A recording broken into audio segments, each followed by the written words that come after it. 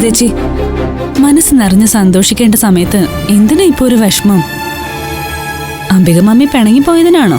പോട്ടെ, എനിക്കത് കണ്ടിട്ട് സന്തോഷാ തോന്നിയത്. ഞങ്ങൾക്കറിയാം ചേച്ചിക്ക് ഞങ്ങളോട് ചെറിയ ദേഷ്യമുണ്ടെന്ന്. ഞങ്ങള് സോറി പറഞ്ഞതല്ലേ. ഇനി അതൊന്ന് വീട് ചേച്ചി. എല്ലാം നന്നായി വന്നില്ലേ? എല്ലാം നന്നായൊക്കെ തന്നെയാണോ വരുന്നതെന്ന് എനിക്കറിയില്ല.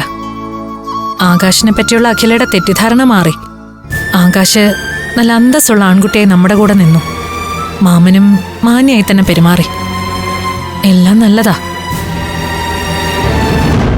പക്ഷേ കല്യാണം കഴിഞ്ഞ് അഖില ചെന്ന് കയറേണ്ടതേ ആ വീട്ടിലേക്കാ.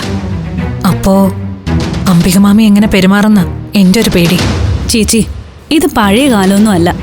അംബിക മാമി എന്ത് ചെയ്യുന്ന? എന്തെങ്കിലും ചെയ്താ തിരിച്ചെന്ത് ചെയ്യണമെന്ന് എനിക്കറിയാം. 1 മാസം കൂടെ കഴിഞ്ഞാലേ ഞാനൊരു പോലീസുകാരിയാ. പോലീസുകാരോട് കളിച്ച എങ്ങനെയുണ്ടാവുമെന്ന് മാമി അറിയും. നിയമവും പോലീസും ഒക്കെ ഉണ്ട്, സമ്മതിച്ചു. പക്ഷേ ബന്ധങ്ങളുടെ വില അതിനൊക്കെ മുകളിലാ. നമുക്കിപ്പോ ആകെയുള്ളത് വിരലിലെണ്ണാവുന്ന ബന്ധുക്കളാ. അവരെ ആരെയും പിണക്കാതെ പോണെന്നാ എന്റെ ആഗ്രഹം. അങ്ങനെ അവരെയൊന്നും പിണക്കാതിരിക്കാനാ ഇക്കാലം അത്രയും ഞാൻ എല്ലാം സഹിച്ചത്. ഇനി അതിന്റെ ആവശ്യമില്ല. നമ്മൾ എത്ര സഹിച്ചാലും ക്ഷമിച്ചാലും പിന്നെ അവര് തലേ കയറും. പോയി പണി നോക്കാൻ പറ.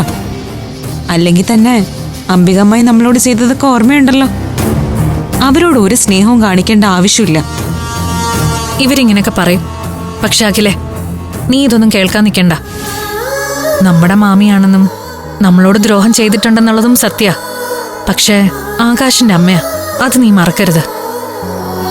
ഓ, എന്തായാലും പെണ്ണിന്റെ മുഖത്ത് തെളിച്ചം വന്നു. എന്തായിരുന്നു ഇന്നലെ വരെ? ഈ ജന്മത്ത് ആകാശേട്ടനുമായിട്ട് കല്യാണം വേണ്ട, ആകാശേട്ടന് വിശ്വാസമില്ല. ഇപ്പൊ എന്തായി? അത് ആകാശേട്ടന്റെ മിടുക്ക്.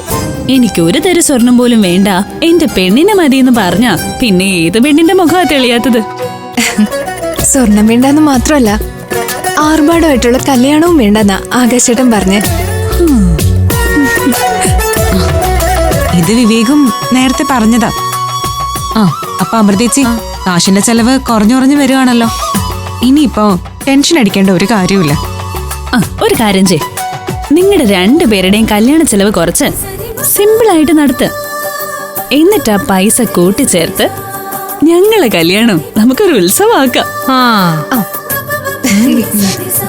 അത് വേണ്ട, നമ്മുടെ 4 പേരുടെയും കല്യാണം സിമ്പിളായിട്ട് നടത്തിയാൽ മതി. എന്നിട്ട് ആ മുഴുവൻ പൈസ എടുത്ത് അമൃതേച്ചിയുടെ അഭയന്റെയും കല്യാണം നമുക്ക് ആഘോഷമാക്കാം.